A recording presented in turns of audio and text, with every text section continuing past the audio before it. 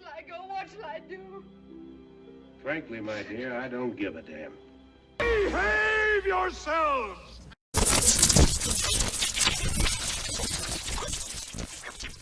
Hello YouTubers out there, this is Jerry Saravia at the movies. So today we're looking at Sinners, a new film by director Ryan Coogler. This is, I'm going to try not to curse, this is a great film. This is an absolutely fantastic film. It is seismic movie making. This was just so extraordinary, I couldn't even believe it. And I saw the trailer, and at first, I wasn't really sure about it. I thought maybe, it was going to be, it had that element of vampires and mixing that with the deep black South, in this case, the Jim Crow era of Mississippi in the 1930s. So, some gangster stuff going on, and I thought that's what it was going to be. And it turns out it is so much more than just that.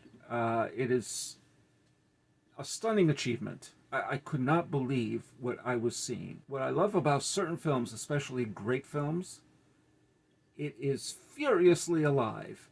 Every frame is seismic. Everything that it just feels so alive. Nobody is there in this movie that has no presence whatsoever or magnetism. Everybody, it's just a magnetic triumph. So, yeah, this is definitely a recommendation. Michael B. Jordan plays twins. These are gangsters from Chicago and previous World War I vets, which I thought was an interesting angle. The names of the twins are Smoke and Stack Moore. So they settle back in their hometown of Clarksdale, Mississippi. And they buy a sawmill from a landowner who they are quite convinced is a Klansman.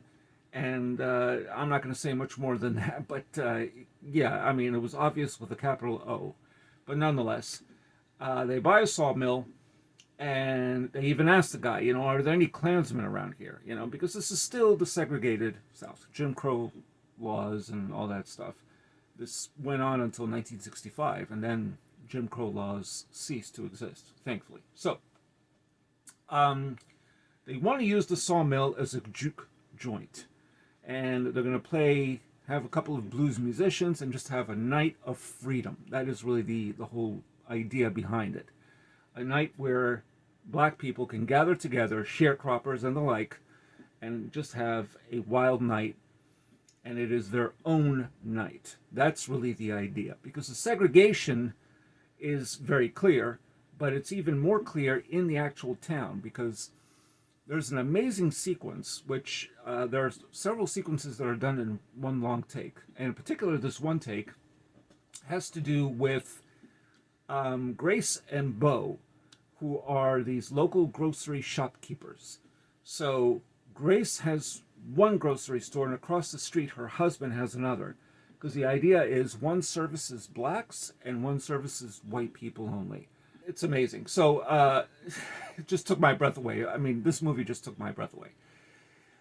The movie starts with a musician, so it's before the two brothers are introduced, named Sammy Preacher Boy Moore, played wonderfully by Michael Cantley. So he arrives at his, I think it's his father's church, and has a broken guitar, and we know something's happened. He has these deep scars in his face, fresh bloody scars, and the devil and this and that came to you, and now you're here, and you're going to be blessed and redeemed, or, etc. And then we shift to all this with the brothers. Now, the idea is the brothers, they're trying to gather musicians together, so to play at the juke joint. So one of them will be Delta Slim, a pianist played by Delroy Lindo, who is always a welcome presence. I think the first time I'd seen him in anything in my cinematic movie going for many years was Malcolm X by Spike Lee. It's really the first time I noticed him. And, of course, he's appeared in other Spike Lee films and other films as well. He is tremendous. So this guy, Delta Slim, is content to have just small change, at the very least, to buy alcohol. That's his thing. But the brothers, they offer him $40 a night, and he can't believe they're going to pay him that much, but he takes the job. How can he not take the job? So that's one musician. Obviously, Sammy Preacher Boy, who's good with the guitar, very soulful. He is another musician. And then there's the married Pearline, played by Jamie Lawson. Fantastic. The role is, when she first appears, she is, again, everybody's magnetic in this movie. They just shine. They're so credible in their performances. They take center stage as soon as you see them, like all these people. It's amazing. I've never seen acting this vivid, this breathtaking in quite some time. At least in the last year or so. I've not seen a movie like this before. I mean, this is an unusual movie. Some people made a reference to Eve's Bayou, which came out back in 1997. There have been so few films about the deep Black South from the perspective of Black people, so this is just a stunning thing already. An amazing achievement in that regard. So anyway, she is a hellacious singer whom Sammy takes a liking to, so despite the fact that she's married. And then we meet other people who are going to bring the food. So we mentioned already the Asian grocery shopkeepers. They bring the food supplies. And then there's this character, the distraught Annie, who is Smoke's wife, played by Munmi Musaku. And she does all the cooking, and she's also a hoodoo practitioner. And they have a history together with regards to an infant that died a little too early on. This big guy, Omar Miller, who I've seen in other movies, he plays Cornbread, a sharecropper, who will be the bouncer, because he needs some extra bread, and everybody does. The other interesting thing about the movie, speaking of sharecroppers, they all go to this, some of them go to the juke joint, and they pay in wooden coins. And this was also historically relevant, because that's how the white landowners and those who hired them on the plantations or the fields would pay them. They wouldn't want to give them cash.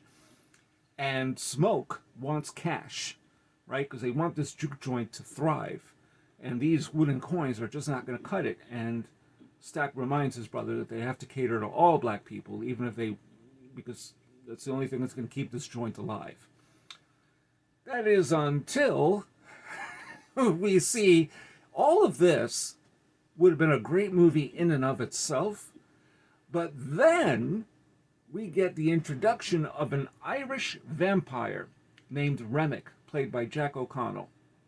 Now, I got to tell you, when I first saw that, I thought, well, okay, I mean, I knew this was going to happen. All right, we'll see where it leads. This was another great addition. Obviously, there's no historical context for this, because vampires don't exist. But this guy, Remick, he is being hunted by Choctaw, I think I'm pronouncing it right, vampire hunters, the Native Americans that lived there, and eventually they migrated to Oklahoma. And this guy, he can sing, but not necessarily the blues. So this Irish vampire can sing, and he sings these Irish melodies, and he then comes to this clan couple, and he says, please help me, because it's sunlight. He's smoldering because sunlight kills vampires. And then he bites them and makes them into vampires. So his rationale, which he explains later on in the film, is that vampirism cures racism. Because once you become a vampire, you don't care about color anymore. I thought that was such a great thing. I mean, it's not something, this movie has been compared to From Dusk Till Dawn as well. And I started to sense that while watching it. But this is so much more than even that movie. I mean, I like From Dusk Till Dawn, but come on, this movie is just heads and tails above any vampire movie I've seen in a while, other than maybe Nosferatu remake from last year. So, Remick is denied access to the juke joint, because of course they don't really want white people there as much, although there's one white girl who appears, played by Haley Stanfield, who happens to be the only white woman in the joint, who had been dating Stack. So she's sort of an ex, but, they had a little falling out. Anyway, she's the only white woman in there. And they just want to be invited into the juke joint, because we know what happens, right? Vampires, when you invite them into a place, then that's it. All bets are off. and they're never exactly invited up, except for one point, which I won't give away. This is a movie that vibrates with life. The performances help make this unusual story with historical context all the more vivid. I mean, I can't even say that enough. From the scary Remick, who shows you can have a good time dancing merrily like an Irishman, and at one point he has a whole bunch of people around him who are dancing and stomping their feet. I mean, it was mind-blowing. There's also a fantastic scene with it's all done in one shot. Once again, a long take. Extraordinary tracking movement with Sammy when he is playing the guitar and he can summon spirits from the past, the present, and the future. And you see different musicians sort of going with the... I mean, it was just amazing. I just couldn't believe this movie. It was so imaginative. It's so forceful. It's a force of nature, this movie. It's extraordinary. And there's a little touch, I thought, of Django Unchained towards the end, and I'll just leave it at that. I felt a little touch of it. So it's just, but it complements everything. I mean, this is an amazingly original picture. I just can't say enough. This is what I go to the movies for, to see something like this. A powerhouse, a true original. Most of the movies I've seen this year in theaters, new releases, don't measure up to this one. I mean, this is... I would see it again in theaters. I just might. It's really that good. So check out Sinners. This is a movie that's equal parts gratifying, soulful, and it pierces your mind, your body, and your soul from start to finish. It is that good. And Michael B. Jordan, the twins, may be difficult to differentiate sometimes between the two of them, but that's not even a flaw. He is so good anyway, it didn't matter. And they have a powerful scene towards the end, which of course I can't give away. It was, I was just almost in tears. I mean, you've got to watch Sinners. You've heard people commenting on this movie. I'm sure it's a big box office hit. It is more than I ever expected. It is just emotionally stirring, powerful movie. Absolutely will get on Blu-ray, and it's a movie I will return to quite often. I'm going to say right off the bat that for the 2020s thus far, this is on the top 10 list of the 2020s so far, of the best movies of the 2020s. No question in my mind. So tell me what you think. Have you seen Sinners? Have you seen other films by Ryan Coogler? This director had done Creed, Fruitvale Station, Black Panther and its sequel. So, yeah, he is. This guy's got it. I mean, I can't. I just don't. I have not enough great things to say about this movie. Tell me your thoughts. Let me your opinions on this. And if you're a subscriber, thank you. I appreciate it. I've gotten a couple of subscribers, and then I lost a couple. I don't know what happened there, but that's the way it is.